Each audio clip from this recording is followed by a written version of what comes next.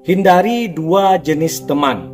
Yang pertama adalah teman yang tidak membawamu kepada Tuhan.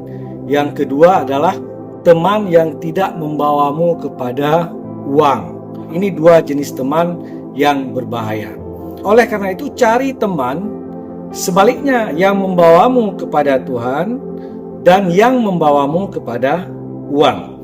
Mungkin kamu menemukan teman yang membawamu kepada Tuhan, tapi tidak membawamu kepada uang. Maka lengkapi dengan jenis teman yang kedua, yang membawamu kepada uang. Atau ada teman yang membawamu kepada uang, tetapi tidak membawamu kepada Tuhan. Maka lengkapi dengan jenis teman yang membawamu kepada Tuhan.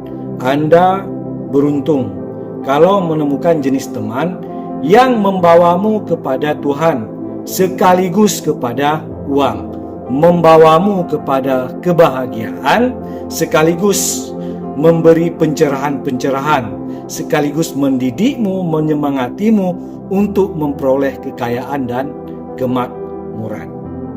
Jadi berbahaya sekali kalau tiba-tiba Anda diajak ngopi oleh teman, lalu di warung kopi mulai membahas sesuatu bukan tentang Tuhan, juga bukan tentang cara-cara menemukan uang. Ini pasti topik yang berada di luar dari dua hal ini dan berbahaya sekali. Mungkin fitnah orang, mungkin sedang mengevaluasi sesuatu tidak penting, sedang membahas istri orang, tetangga orang, tentang kejelekan orang, atau hal-hal yang tidak ada sangkut paut untuk mengempower Anda menuju Tuhan sekaligus memperoleh uang. Jadi sebenarnya yang kita cari dalam hidup ini adalah dua hal, yaitu Tuhan dan uang. Atau dalam bahasa sederhana sebenarnya disebut sebagai Rabbana atina fid dunya hasanah wa fil akhirati hasanah. Jadi kita mengejar dua bentuk kebahagiaan. Kebahagiaan dunia yang itu mungkin lebih digambarkan sebagai penguasaan atau kepemilikan atau perolehan atau kecukupan dari sisi materi yang dunia modern sudah lebih mensimbolkan sebagai uang. Tetapi ini kebahagiaan ini tidak sempurna, tidak akan utuh, tidak akan membawa kita kepada totalitas pencapaian kalau tidak menemukan satu bentuk kebahagiaan lagi disebut dengan kebahagiaan ukhrawi, yaitu Tuhan itu sendiri. Jadi pencapaian Tuhan juga punya metodologinya, ada caranya yang tentu berbeda dengan cara kita memperoleh uang.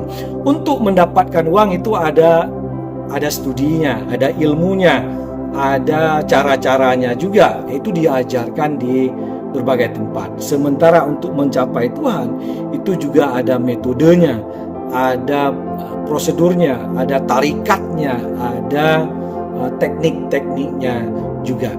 Jadi sebuah agama baru sempurna kalau di dalamnya itu memiliki dua unsur yang mengajarkan dia cara kita memperoleh uang sekaligus cara kita memperoleh Tuhan.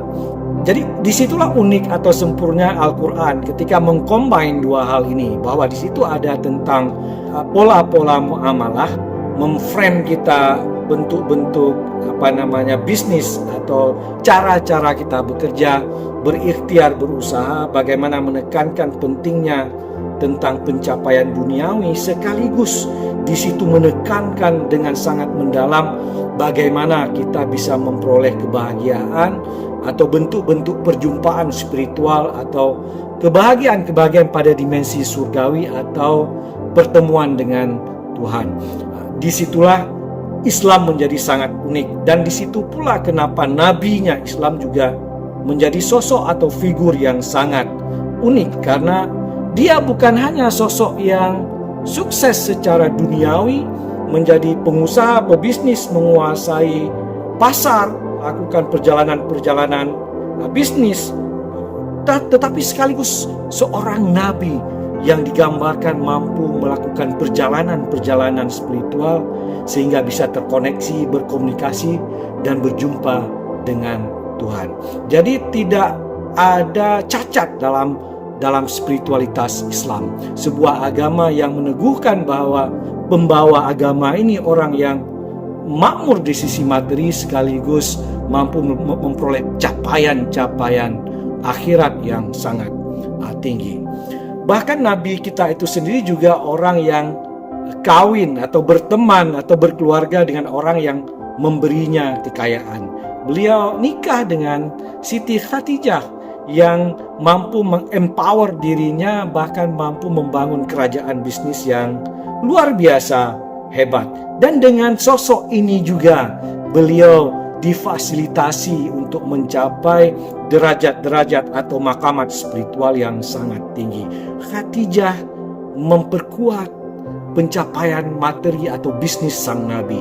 Pada saat yang sama, dialah yang mensupport, yang mendukung, yang meneguhkan keberadaan dirinya sebagai seorang Nabi pada saat orang lain menolaknya. Jadi Anda beruntung sekali kalau menemukan teman atau mungkin guru yang mengajari Anda teknik-teknik spiritual, meditasi, tarikah, atau elemen-elemen ibadah yang bisa membawa spiritual Anda bisa menjangkau alam-alam spiritual yang lebih tinggi. Dan pada saat yang sama, sang guru juga mengajari Anda tentang bagaimana cara memiliki vibrasi yang kuat untuk menarik kekayaan, kemakmuran, bisa memperoleh kesuksesan pada dimensi duniawi. Sebab ada guru yang mengajari Anda hanya cara untuk mengenal Tuhan saja. Dia tidak mengajari Anda ilmu-ilmu cara memperoleh uang di dunia ini. Tapi akan unik sekali kalau tiba-tiba Anda menemukan seorang guru, beliau itu mengajari berbagai macam cara, suluk, meditasi, zikir untuk merasakan getaran-getaran ilahi yang nyata realitasnya. Pada saat yang sama, dia selalu membahas bagaimana cara kita sukses pada dimensi duniawi, bagaimana energi kita menjadi murni, pure, sehingga bisa menarik aneka rizki dari sisi ilahi. Anda sudah menemukan guru yang sempurna. Di sisi lain ada juga guru yang hanya ngajarin bagaimana cara mengambil uang, cara mengakumulasi kekayaan, sehingga membuat Anda menjadi sosok-sosok yang sangat kapitalis. Bahkan ada institusi-institusi yang lulusannya itu menjadi koruptor mungkin, atau menjadi bandar dari bahan-bahan berbahaya, lupa menemukan Tuhan. Institusi ini hanya bisa mengajari sang murid untuk kaya sisi duniawi, tetapi celaka pada sisi ukhrawi. Ada juga mungkin institusi-institusi pendidikan yang mengajari muridnya untuk menghafal nama Tuhan saja, tetapi kemudian dia gagal untuk mengakumulasi kemakmuran selama hidup di dunia.